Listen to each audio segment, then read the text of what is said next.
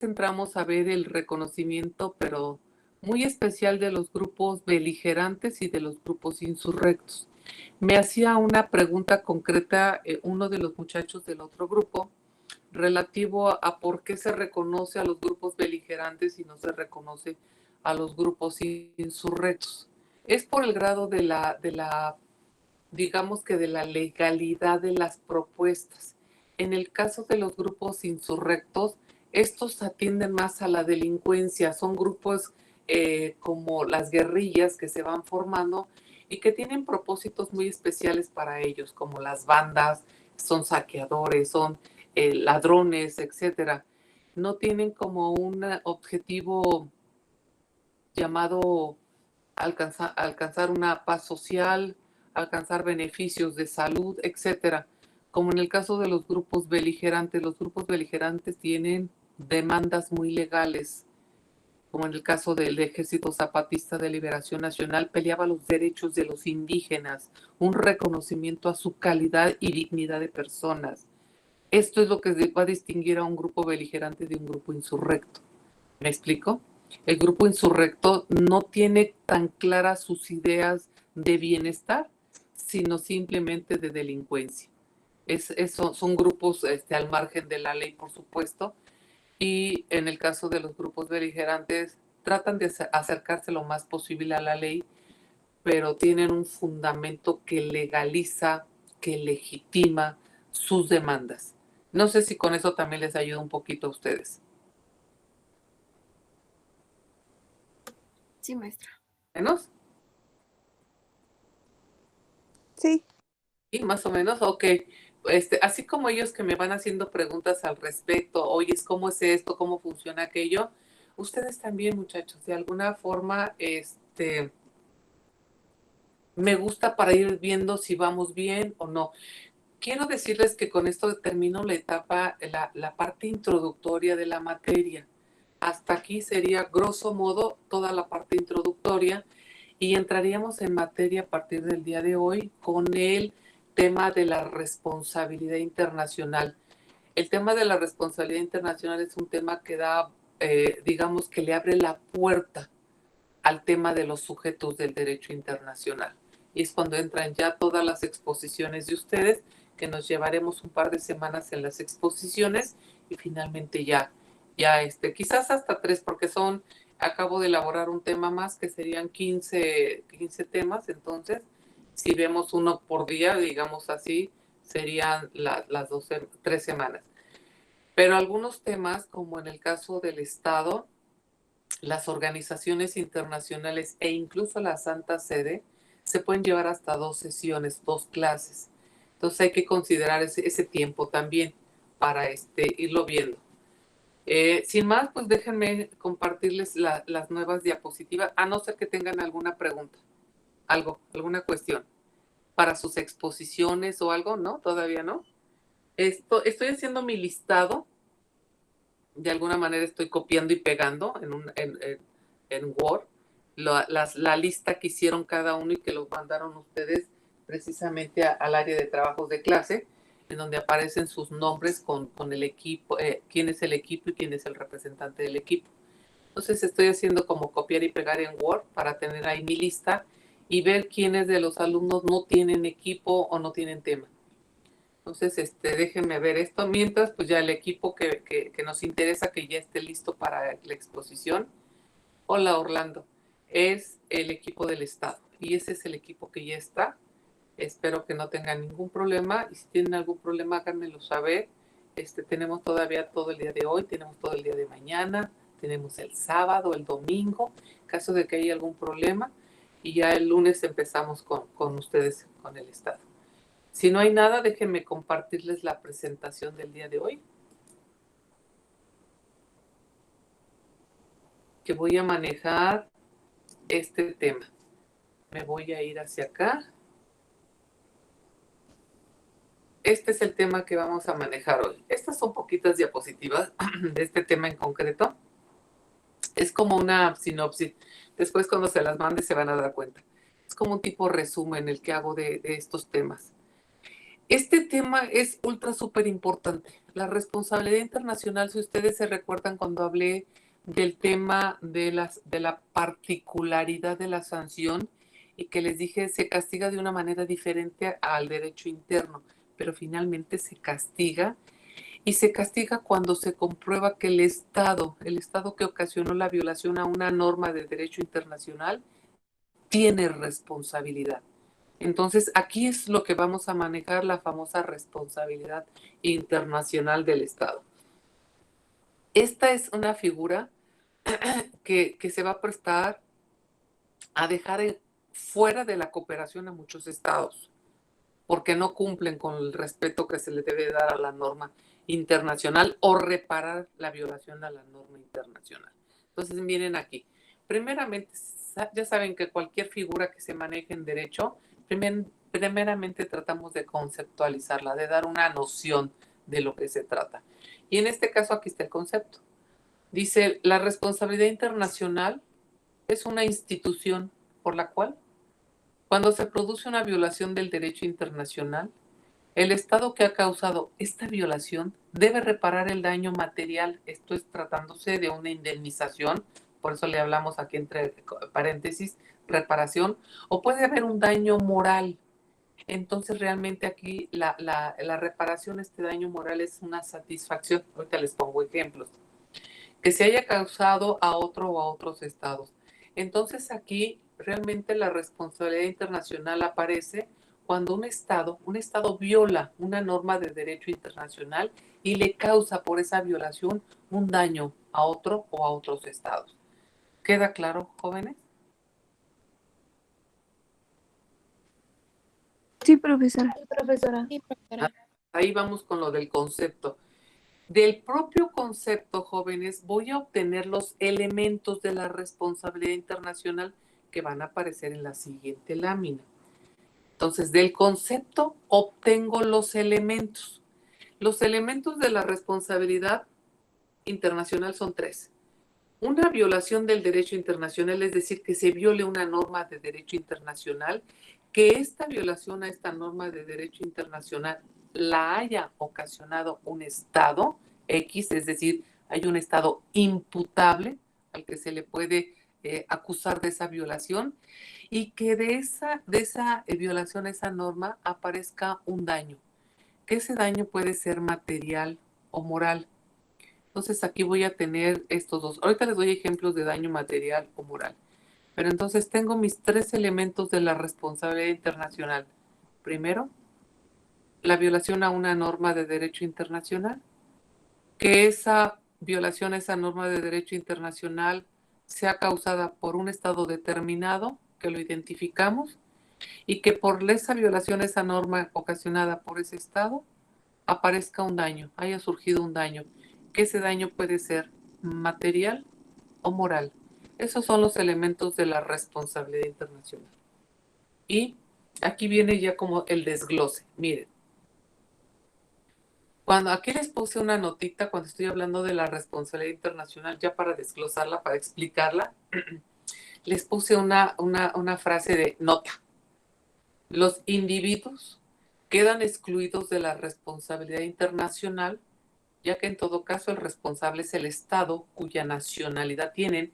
Esto en el entendido de que de una primera, digamos, desde un punto de vista en particular, los individuos, personas físicas, no son considerados dentro del derecho internacional como sujetos. Es decir, los sujetos dentro del área del derecho internacional son los estados, pero no les reconoce tal carácter a los individuos, personas físicas. Entonces, aquí estaríamos hablando de que no se darían estos elementos. Ahora, completando esta nota, aparece esto de cuando un particular ha sido lesionado en sus intereses, estoy hablando de una persona física, debe pedir a su Estado que intervenga ante el otro para exigir la debida reparación, pero su Estado es libre de aceptar o no tal petición. Es decir, cuando un individuo, persona física, ha sido agraviada porque está en otro estado, es decir, sus derechos han sido violados por otro estado, él no puede exigirle a ese estado la reparación del daño, pero sí su estado. Entonces vamos a ver cómo aparece esta figura que se llama protección diplomática. Fíjense bien cómo va a aparecer. Y voy a poner un caso. Imagínense ustedes que un mexicano residente en Estados Unidos hace un contrato de arrendamiento. Es uno de nuestros mexicanos que va a trabajar por allá, renta un departamento, todo conforme a lo que marcan las autoridades y reglamentos de allá de Estados Unidos. Hace la transacción, todo legal. Pasa el tiempo y el dueño del departamento, posteriormente pasan 4 o 5 meses, le pide el departamento porque lo necesita por X circunstancia. Pero nuestro mexicano le dice, bueno, pero yo firmé un contrato por un año. Tienes que esperar a que se cumpla el año para que yo me pueda salir. Pues no, el señor está duro y dale que se salga. Lo que hace nuestro mexicano es acudir ante los tribunales de Estados Unidos a exigir el respeto a este contrato. Si las autoridades, los tribunales estadounidenses le aceptan su demanda, todo perfecto. Si admitida su demanda, se lleva a cabo su procedimiento y el procedimiento es conforme a lo que marca sus leyes, no hay ningún problema. Si posterior a la entrada a la demanda, buen procedimiento, se emite una sentencia conforme a las pruebas aportadas, todo conforme a lo que marca la ley, es válido. Pero ¿qué pasa con lo siguiente? Cuando no le aceptan la demanda, en ese momento que no le aceptan la demanda por lo que sea, teniendo derecho de ello, va a aparecer la llamada denegación de justicia.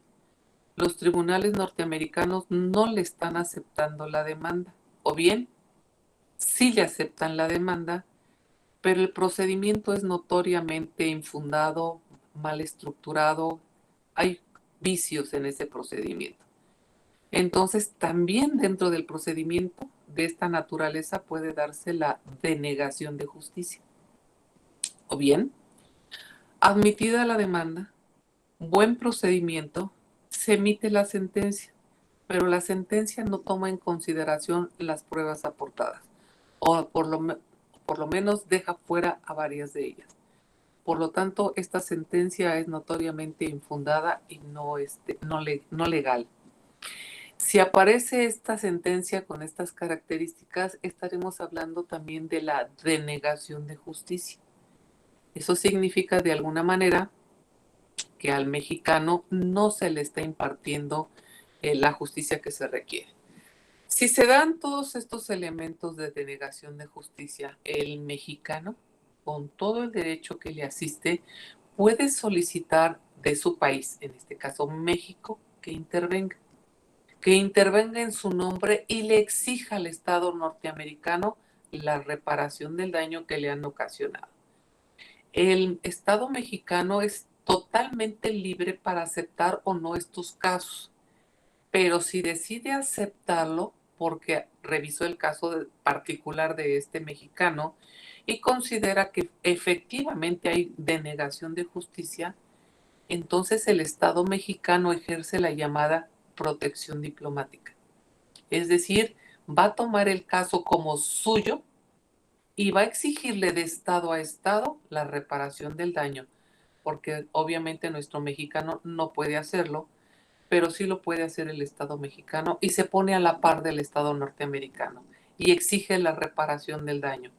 En ese momento el caso lo hace suyo y bajo este manto protector aparece esta figura para que el Estado mexicano ejerza protección diplomática sobre el mexicano.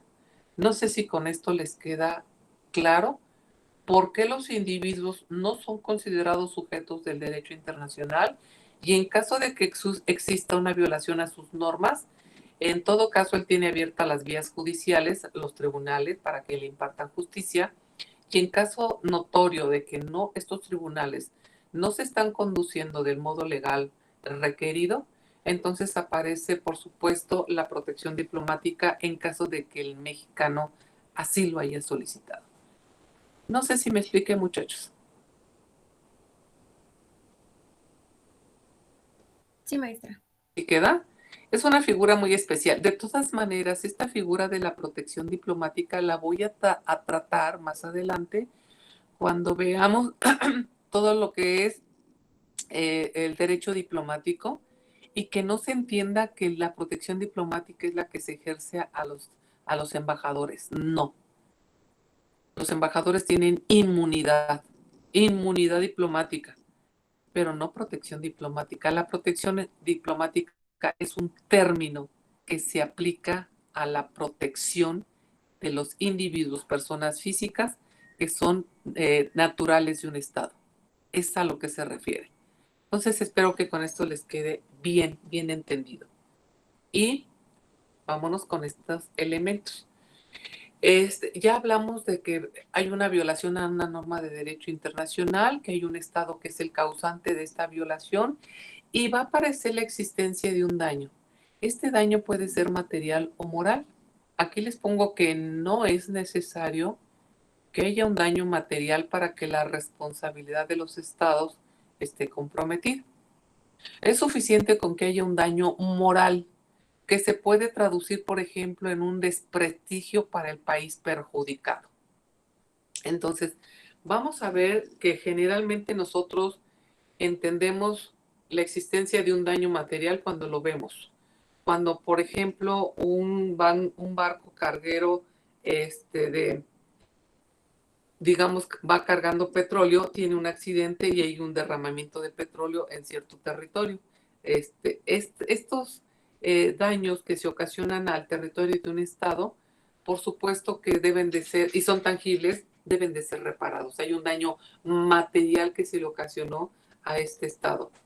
O bien, teniendo la obligación, tratándose del derecho de la guerra, de no dañar los monumentos, hospitales, escuelas, etcétera, lo hacen. Hay un misil que acaba con un bloque ahí de hospitales y demás. Eso es un daño material, es un daño tangible, se nota, se ve.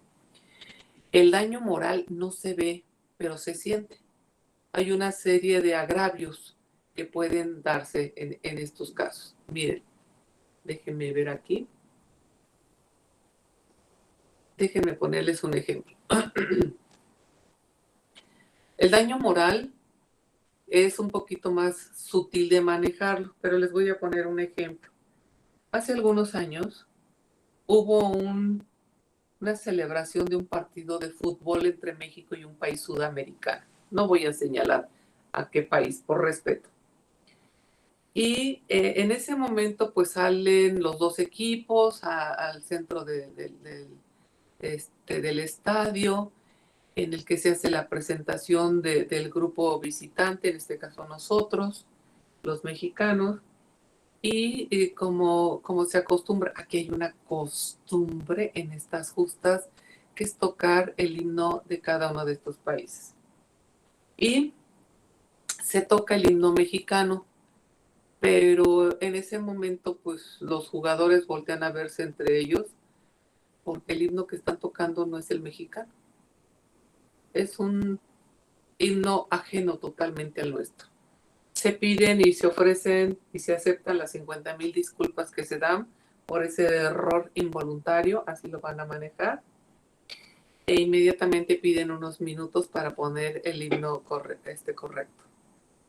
Y ponen otro himno que no es el nuestro. Y ante esto, pues los mexicanos se ven así como diciendo que, ¿qué querían ocasionar con esto? ¿Un malestar? Pues sí, provocaron un malestar. En el momento en que se da todo esto, por supuesto, nuestro gobierno, a través de la Cancillería, emite una nota de extrañamiento en este sentido. Y, por supuesto, la Cancillería del Estado sudamericano ofrece 50,000 disculpas. Y por lo tanto, dice que fue un error imputable a una persona que no conoce sobre su trabajo, etcétera, etcétera. Las disculpas son 1,000. Y de alguna manera, en el siguiente partido que se enfrentan nuevamente este equipo sudamericano con el nuestro, seguimos en el estado extranjero. En ese momento se toca el himno como para desagraviar al estado mexicano, pero lo hacen tocándolo completo. completito, el himno mexicano de la A a la Z. Esa es una forma de decir, disculpa, fue un error, pero lo que quiero es reparar el daño causado. Entonces aquí hay una reparación moral. Se emite una disculpa, una satisfacción al Estado mexicano, que puede ser de distintas formas. El daño moral no se ve, pero se siente, jóvenes. De todas maneras, déjenme decir, en estos dos partidos que tuvo el equipo mexicano, en el primero hubo un empate. Dicen que fue causado por esa desestabilización emocional. Y en el segundo ganó el Estado mexicano. Entonces, para que tengamos ahí toda la nota completa. No sé si fui clara en la explicación de lo que es un daño material y un daño moral.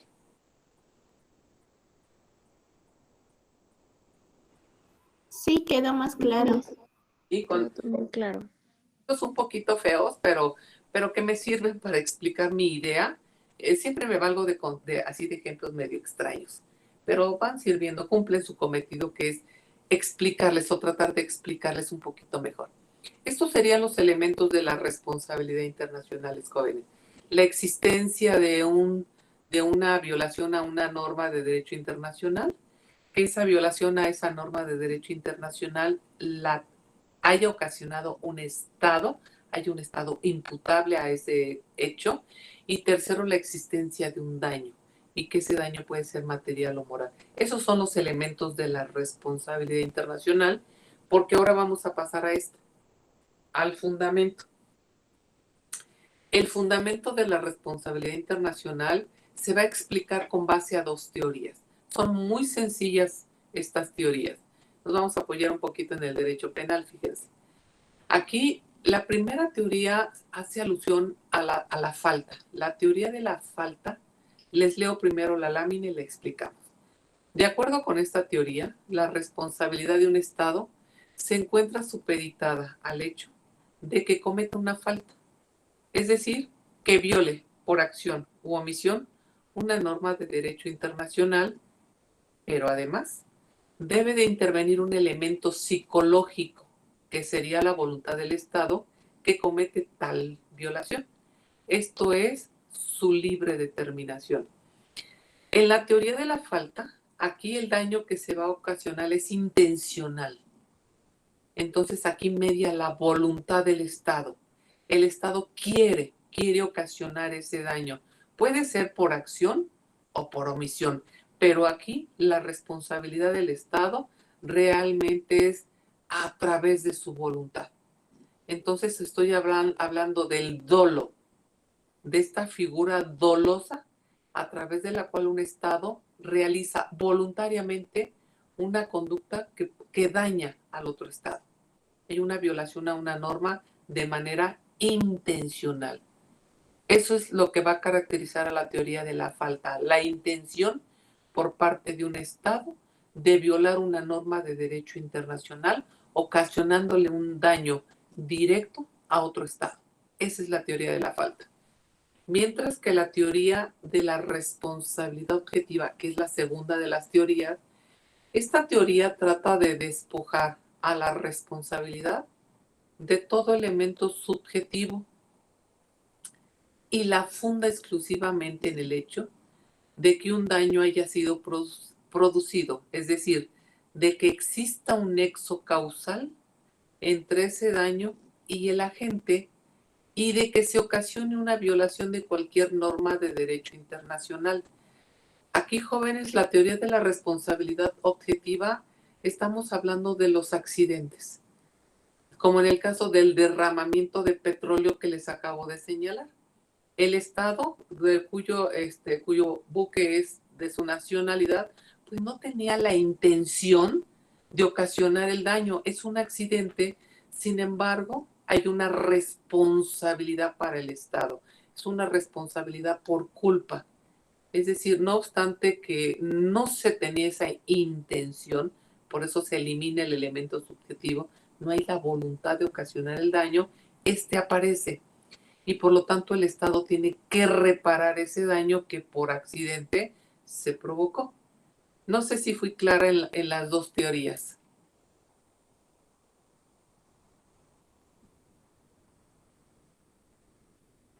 Sí, profesora. ¿Sí? Entonces, recuerden que la teoría de la falta es una teoría que habla sobre la voluntad del Estado de ocasionar el daño directamente, es decir, hay dolo. Y en el caso de la teoría de la responsabilidad objetiva, se provoca un daño, pero de manera accidental, no hay la intención. ¿Sí? ¿Pregunta? Sí, profesora, de la responsabilidad objetiva, ¿podría entrar a lo mejor allí la contaminación transfronteriza? Claro, no se tiene la intención directa de ocasionar el daño, pero se da, hay un vínculo entre el daño y el agente que lo provoca. Por lo tanto, sí cabe aquí la responsabilidad objetiva. ¿Sí queda? Sí, Como gracias. que la responsabilidad objetiva también se da mucho, por ejemplo, en el caso de Chernóbil, cuando se da este accidente en Ucrania, y que hay una contaminación espantosísima. Obvio, la contaminación hubiéramos querido que se concentrara en una área de esta manera para poder las autoridades tratar de disminuir los daños. Pero no, acuérdense que esta contaminación viajó y ocasionó varios daños a los pueblos cercanos, a los estados cercanos, y finalmente le imputaron una responsabilidad objetiva. No sé si está mejor así, fíjense. O sea, no había la intención, por supuesto, que nadie quiere ocasionar daños de esta. Sin embargo, ahí están. Y el Estado tiene que responsabilizarse por culpa, es decir, por accidente, pero finalmente hay un vínculo. Es como cuando tú vas manejando un auto y atropellas a alguien, nada más lo atropellas. No tenías la intención de atropellarlo, pero pues, se dio el atropellamiento, hay un accidente, hay una responsabilidad por culpa, ¿cierto?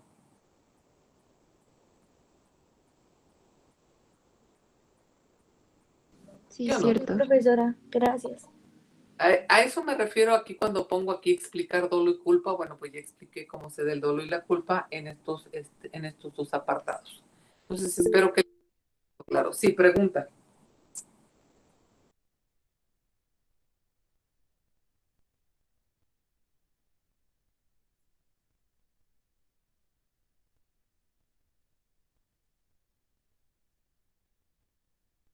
Claro que sí. Hay una responsabilidad internacional y México tuvo que realizar toda una campaña de protección, primeramente para la limpieza de. Se requiere muchísimos recursos económicos cuando hay un derramamiento de petróleo para poder quitar todas estas natas de petróleo y ¿cómo reparas el daño con la muerte de tantos peces y demás? Entonces aquí hay una reparación del daño en la medida de lo posible para los grupos ribereños, los que estén cercanos, y por supuesto si se provocó un daño de esa naturaleza, tratar en la medida de lo posible, primeramente tratar de limpiar todo esto y de obtener pues un reconocimiento para el Estado mexicano de su esfuerzo y de tratar a través de la responsabilidad de cubrir los daños. Pero sí hay sanciones para los estados. Entonces ahí tenemos estos dos, ya vimos los elementos y ya vimos el fundamento. Y voy a terminar con las clases de responsabilidad.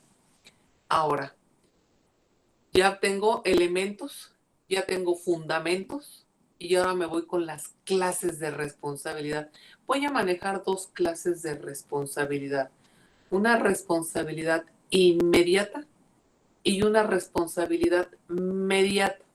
Van a ser mis dos únicas clases de responsabilidad. Miren, en el caso de la responsabilidad inmediata, los estados son directamente responsables de las violaciones del derecho internacional cometidos por sus órganos o por las personas o instituciones que actúen bajo su mandato.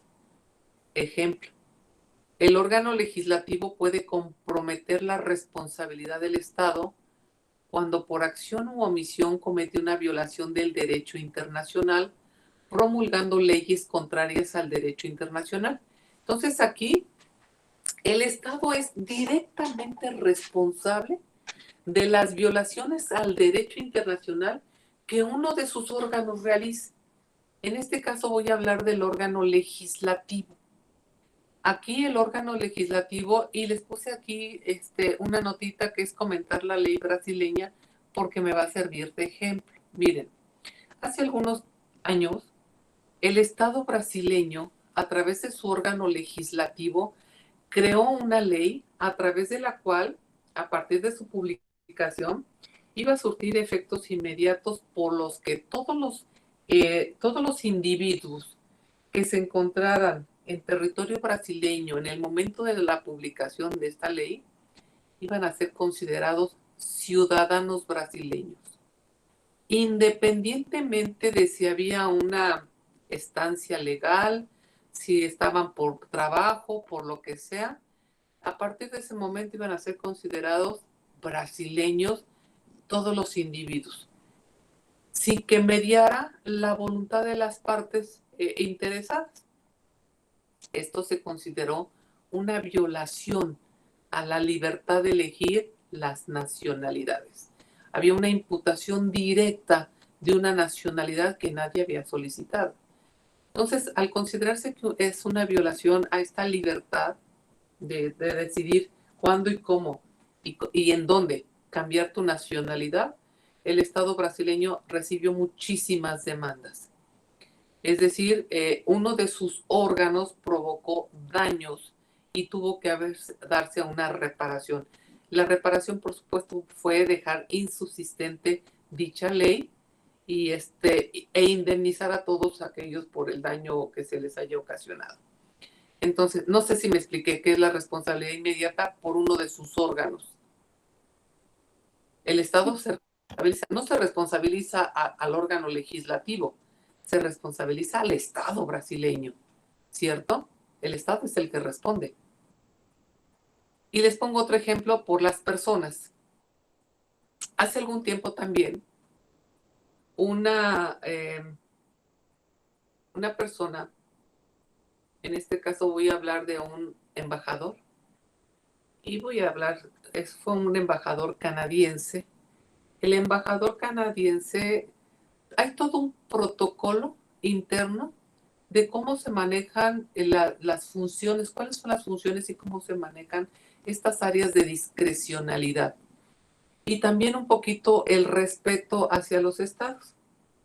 Este embajador canadiense, teniendo claro que no puede emitir opiniones al respecto de la política interna del estado donde él es un invitado, emitió una serie de declaraciones respecto a la forma como el gobierno estaba manejando los derechos humanos, lo que sea.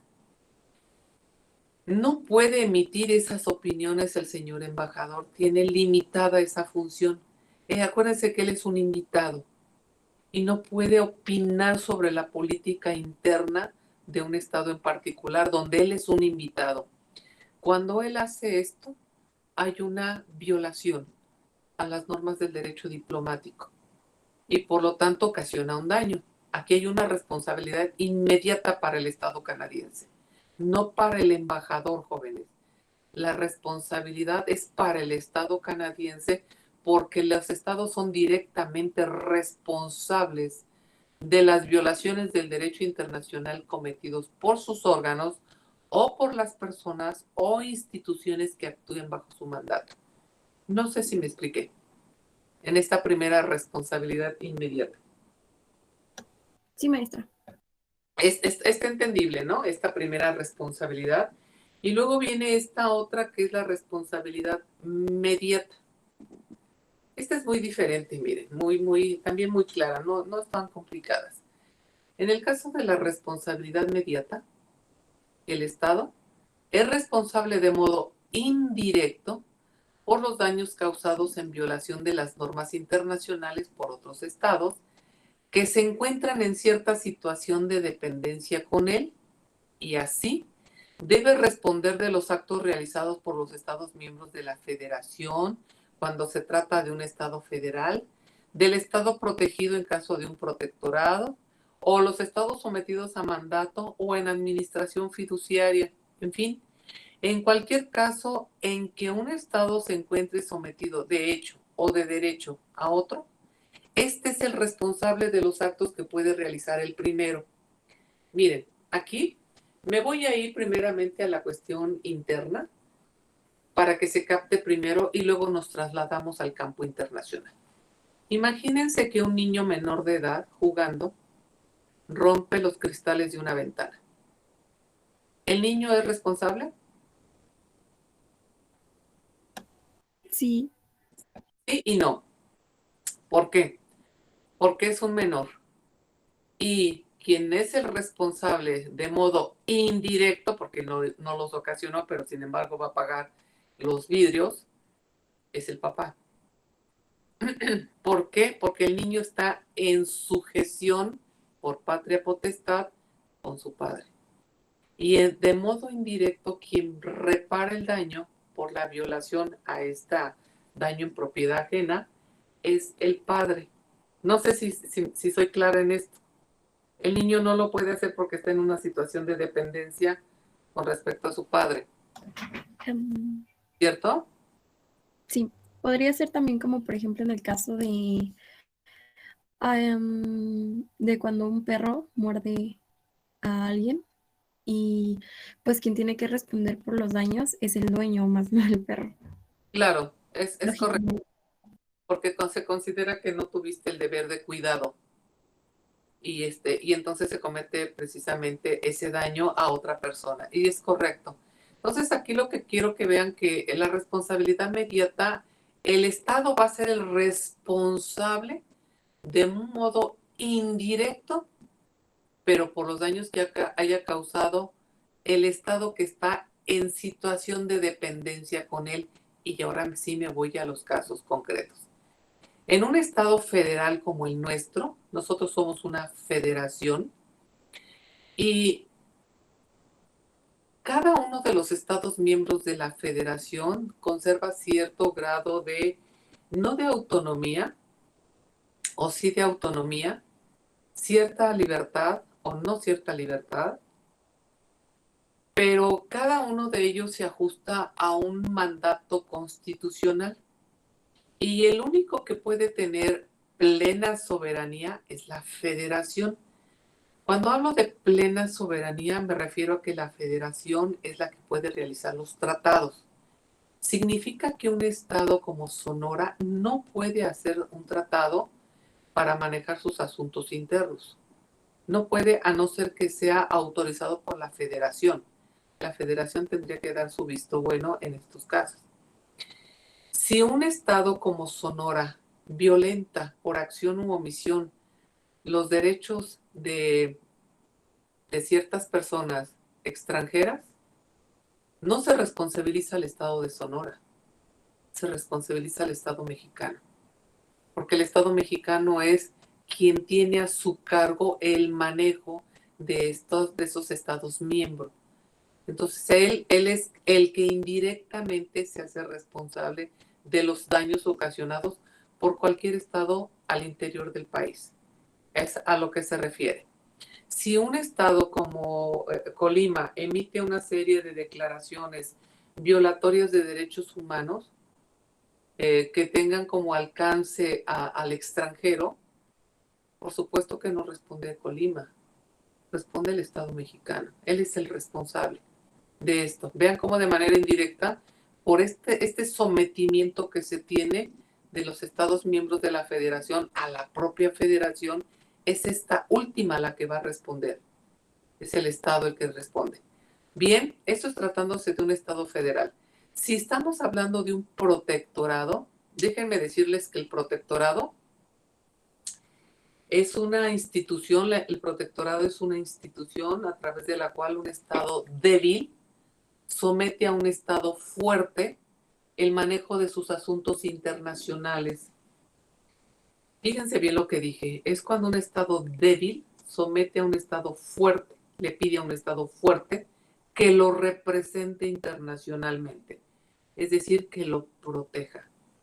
El protectorado realmente se hace a petición y a petición de las partes o por acuerdo entre las partes y media un acuerdo internacional. Y el ejemplo más claro de un protectorado es Taiwán, China. Taiwán es un país pequeño, independiente, libre, etcétera, igual que China, una superpotencia.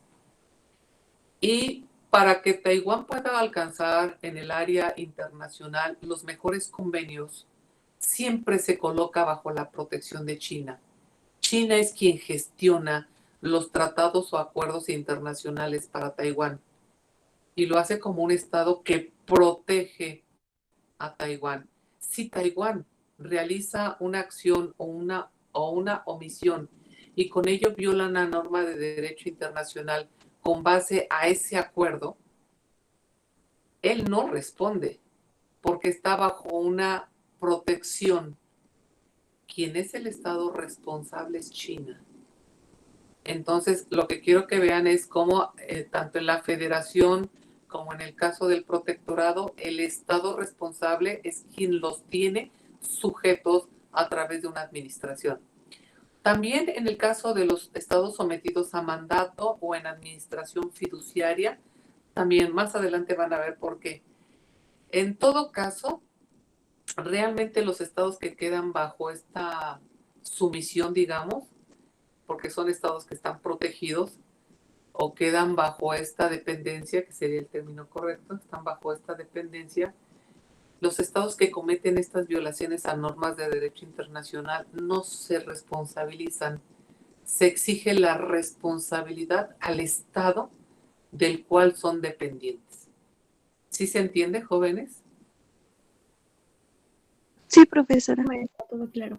Sí, o sea, vean que son mis dos clases de responsabilidad.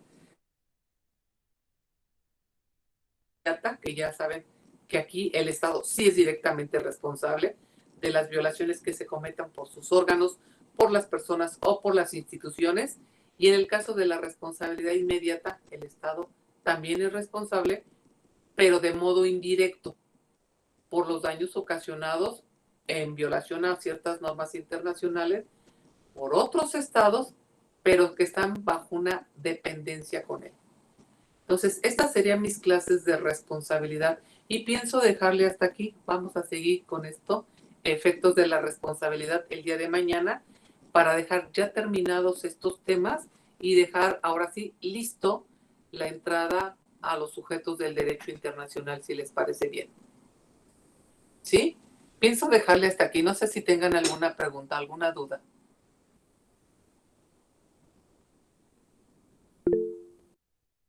Jimena.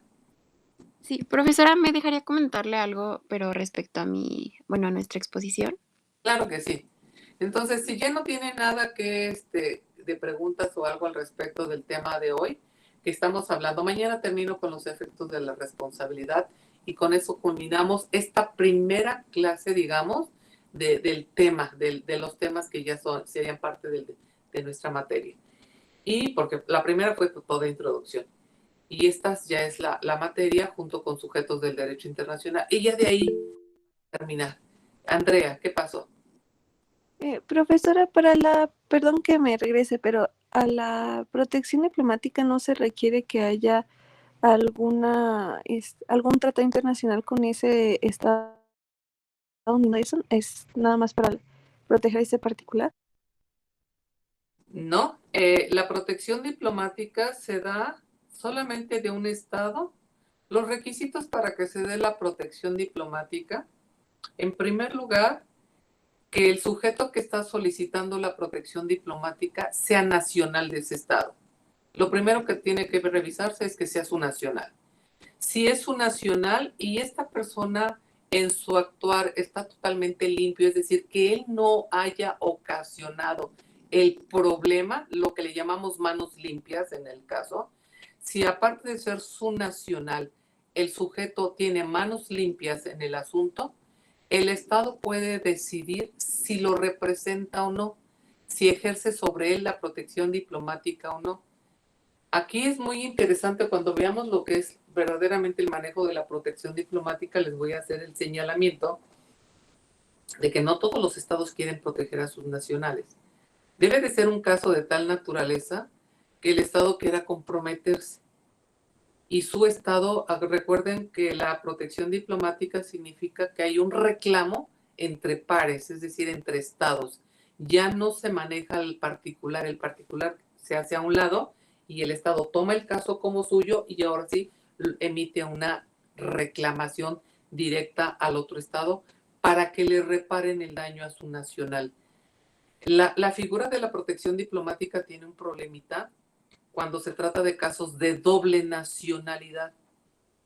Imagínense que este mexicano que está residente en Estados Unidos también tiene la nacionalidad francesa. Esta persona puede tener dos vías, la francesa y la mexicana, para exigir la reparación del daño. ¿Por qué? Porque tiene las dos nacionalidades.